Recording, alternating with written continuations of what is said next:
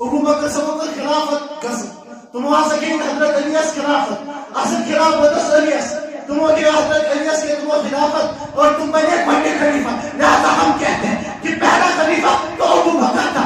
یہ کہتے ہیں کس نے بنایا؟ ہم کہتے ہیں ابو بکر کو خلیفہ محمد عربی صلی اللہ علیہ وسلم نے بنایا. یہ کہتے ہیں دلیل دو. ہم کہتے ہیں آ جاؤ ہمارے پاس آؤ ہم دلیل دیتے ہیں کہ نبی کریم صلی اللہ علیہ وسلم نے کیسے ابو بکر کو پہلا خلیفہ بنایا. جاؤ دیکھو نبی کریم صلی اللہ علیہ وسلم وفات سے قریب جب بیمار ہوئے تو نبی کریم صلی اللہ علیہ وسلم نماز آگے پڑھانے کے لیے کسے دل بھیج دیتے ہیں, کسے نماز پڑھانے کے لیے آگے بھیج دیتے ہیں. کیا حضرت علی کو بھیجتے, کیا عمر کو بھیجتے, کیا عثمان کو بھیجتے. حتیٰ کہ نبی کریم صلی اللہ علیہ وسلم کا حجرہ مسجد نبی کے بغل میں تھا. مسجد نبی سے مسجد بغل سے اپنے حجرے مبارک سے نبی کریم صحابہ کو آواز دیتے اور صحابہ سے کہتے صحابہ سمے درست کر لیجیے اور ابو بکر سے کہے کیا نماز پڑھائے. لہذا ابو بکر بھی موجود تھا, لہذا وہاں تو حضرت عثمان بھی موجود تھا, وہاں تو حضرت علی بھی موجود تھا, وہاں تو حضرت عمر بھی موجود تھا. لہذا یہ اس بات کی دلیل ہے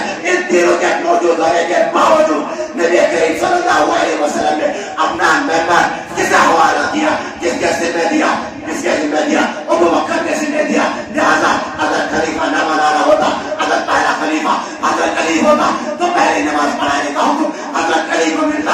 اگر پہلا خلیفہ حضرت عمر ہوتا تو نماز پڑھانے کا حکم حضرت علی کو ہوتا. اگر پہلا خلیفہ حضرت عثمان ہوتا تو نماز پڑھانے کا حکم حضرت عثمان کو ہوتا. لہذا یہ تینوں موجود تھے. نبی صاحب نے کسی کا حکم نہ دیا, صرف محمد عربی نے حضرت ابو بکر صدیق رضی اللہ تعالیٰ سے حکم فرمایا. ابو بکر سفید درست کروائے اور نماز پڑھائے. جو نبی کریم صلی اللہ علیہ وسلم مسجد میں تشریف لاتے ہیں, بیماری کی حالت ہوتی ہے, نبی صاحب کندھے پہ آتے ہیں, حضرت عمر